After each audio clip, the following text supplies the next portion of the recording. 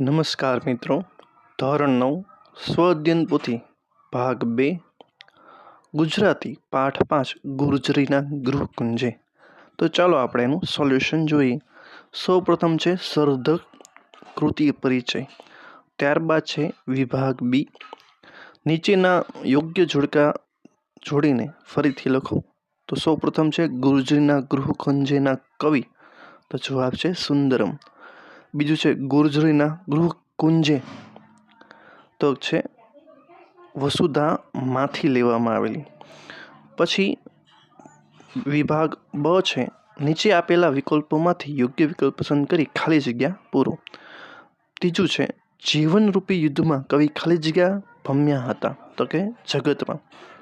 ચોથું છે ગુર્જરીના ગૃહકુંજે કાવ્યના કવિનું વતન ખાલી જગ્યા છે, તો જવાબ છે મિયાં માતર. પાંચમું છે જન્મી જન્મભૂમિશ્ચ સ્વર્ગાદિપી, ખાલી જગ્યા, તો કે ગરીસ યસી. ક વિભાગ છે નીચે આપેલા પ્રશ્નના એક વાક્યમાં ઉત્તર આપો. છઠ્ઠું છે વિશ્વવાણીને સુફલિત કરવા કવિએ શું કર્યું? જવાબ છે વિશ્વવાણીને સુફલિત કરવા કવિએ નસથી સ્વ અર્પણ કર્યું છે. સાતમું છે આ કાવ્યનો મુખ્ય ભાવ કયો છે? જવાબ છે આ કાવ્યનો જન્મભૂમિ પ્રત્યેનો અપાર પ્રેમનો ભાવ છે. આઠમું છે ત્રિભુવનદાસ પરસોત્તમદાસ લુહારનું ઉપનામ શું છે? જવાબ છે ત્રિભુવનદાસ પરસોત્તમદાસ લુહારનું ઉપનામ સુંદરમ છે. ડ વિભાગ છે નીચે આપેલા પ્રશ્નોના 3-4 વાક્યમાં ઉત્તર લખો. નવમું છે કવિના બાલ્યકાળ અને યુવાની કાળના અનુભવ ટૂંકમાં લખો. જવાબ છે કવિનો પ્રારંભિક જીવન માટેનો પહેલો અનુભવ એ હતો કે ગુર્જરીના ગૃહકુંજે એમનો જન્મ થયો. અહીં જ પાપા પગલી માંડી અર્થાત શૈશવ વીત્યું. એમના યૌવનની વાદળી અહીં જ વરસી હતી. એમનું યૌવન પણ અહીં જ પાંગર્યું હતું. 10મું છે કવિના વતન પ્રેમ વિશે ટૂંકમાં લખો. જવાબ છે ગુર્જરીના ગૃહકુંજે કાવ્યમાં કવિનો વતન પ્રેમ પ્રથમ પંક્તિથી છેલ્લી પંક્તિ સુધી વ્યક્ત થયો છે.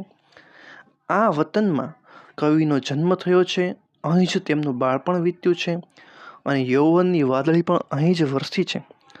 આ વતનમાં જ તેમણે 3 ઋતુઓનો અનુભવ કર્યો.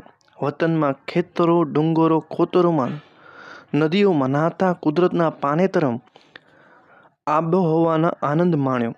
આ વતન માટે કવિએ તન મન ધનથી પૌરુષરૂપી પ્રાણ સમર્પિત કર્યા. પછીનું છે 11મો ક્વેશ્ચન, ગુર્જરીના ગૃહકુંજે કાવ્યના આધારે ગુજરાતનું ગૌરવગાન દર્શાવો.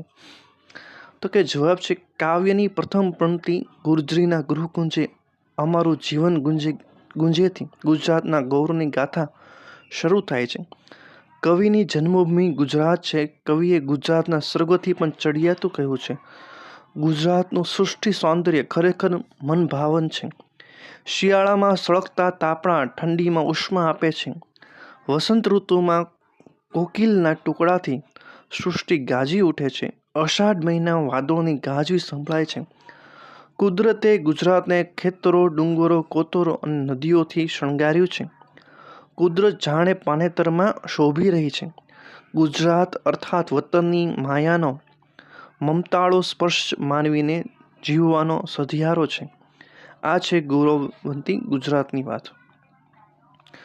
પછી 12મું છે તમારા શૈશવના સંસ્મરણો લખો. એમાં વિદ્યાર્થી મિત્રો તમારા બાળપણના સંસ્મરણો લખવાના છે, એટલે એનો જવાબ મેં લખ્યો નથી. પછીનું છે વ્યાકરણ છે. વિભાગ સી છે નીચેના શબ્દોની સાચી જોડણી શોધો. તો આપણે આ રીતે પૌરુષ લખાય છે, વિસર્ય આ રીતે લખાય છે, અષાઢ આ રીતે લખાય છે. 14મું છે નીચેની સંજ્ઞાઓના આપેલા વિકલ્પમાંથી સાચો પ્રકાર લખો. તો ગૃહ માયા ભાવવાચક છે, જગત છે જાતિવાચક છે, સુખ છે ભાવવાચક છે. નીચેના શબ્દોનો સમાનાર્થી શબ્દ લખો. તો પહેલું છે ડુંગર એટલે પર્વત, આંખ એટલે નયન, ઉર એટલે હૃદય, કોકિલ એટલે કોયલ, ધન એટલે વાદળ, તન એટલે દેહ, વિશ્વ એટલે જગત, નસ એટલે નાડી, જંગ એટલે લડાઈ. 16મું છે નીચેનામાંથી રેખાંકી શબ્દમાં રહેલા પ્રત્યય ઓળખાવો. તો પહેલાનો પ્રત્યય છે પર પ્રત્યય છે, બીજાનો પ્રત્યય છે તે પણ પર પ્રત્યય છે. 17મું છે નીચેના શબ્દોમાં લિંગ ઓળખો. તો ગૃહ એટલે નપુંસકલિંગ છે, કોકિલ એટલે પુલ્લિંગ છે, જગત એટલે નપુંસકલિંગ છે, યૌવન એટલે નપુંસકલિંગ છે, ખેતર નપુંસકલિંગ છે, વાદળી સ્ત્રીલિંગ છે. 18મું છે નીચેના વાક્યો કયો અલંકાર છે તો ઓળખો. તો જવાબ છે પહેલું, અહીં અમારા યૌવન કેરી વાદળીઓ વરસેલી, રૂપક અલંકાર છે. બીજું છે વિશ્વવાળી સુફલિત કરવા નસનસથી રસ આપ્યો, રૂપક છે. ત્રીજું છે અષાઢના ધન ગર્જન, ઝીલ્યા રણઝણતા ઉરંતંતે, રૂપક છે. ચોથું છે જીવન જંગ જગત ભમ્યા, વર્ણાનુપ્રાસ છે. 19મું છે નીચેના શબ્દોનો સાચો સમાસ પ્રકાર ઓળખાવો. પહેલું છે ગૃહકુંજ કર્મધારય છે, બીજું વિશ્વવાળી કર્મધારય છે, ધન ગર્જન તત્પુરુષ છે, ચોથું જીવન જંગ કર્મધારય છે. 20મું છે શબ્દ સમૂહ માટે એક શબ્દ આપો. વાદળની ગર્જના, મેઘ ગર્જના, નદીના પ્રવાહથી બનેલો ઊંડો પહોળો ખાડો કે બખોલ, કોતર, સારા ફળવાળું તો સફુલિત, પરિણીત વખતે કન્યાને પહેરવાના વસ્ત્રો, પાનેતર. 21મું છે નીચેના વાક્યોનો કાળો ઓળખાવો. અમે ભમ્યા અહીંના ખેતરોમાં, ભૂતકાળ છે. બીજું છે ગુર્જરીના ગૃહકુંજે અમારું જીવન ગુંજે ગુંજે, વર્તમાન કાળ છે. વિભાગ ડી છે નીચે આપેલા 22મો ક્વેશ્ચન છે નીચે આપેલા પંક્તિનો અર્થ વિસ્તાર કરો. વિશાળ જગ વિસ્તરે નથી એક જ માનવી, પશુ છે, પંખી છે, પુષ્પો વનોની છે વનસ્પતિ. આ પંક્તિ સૂચવે છે કે આ વિશાળ વિશ્વ ફક્ત મનુષ્યો જ અસ્તિત્વ નથી. પ્રકૃતિમાં મનુષ્ય ઉપરાંત અનેક સજીવો અને નિર્જીવો તત્વો સહઅસ્તિત્વ ધરાવે છે. આ પંક્તિઓ પ્રકૃતિની વિવિધતા સંતુલન પર ભાર મૂકે છે. પશુઓ, પંખીઓ, પુષ્પો અને વનસ્પતિઓ જેવા તત્વો પણ એટલા જ મહત્વપૂર્ણ છે જેટલા મનુષ્ય.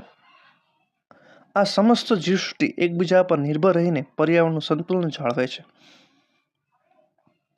23મું છે વતન પ્રેમ. તો એની ઉપર આપણે એક નિબંધ લખવાનો છે, એમાં પ્રસ્તાવના આપેલી છે. તો કે જો આ રીતે આપણે એમાં નિબંધ લખેલો છે, તમે પણ તમારી રીતે નિબંધ લખી શકો છો પોતાની જાતે, અથવા તો આમાંથી જોઈને પણ તમે નિબંધ લખી શકો છો.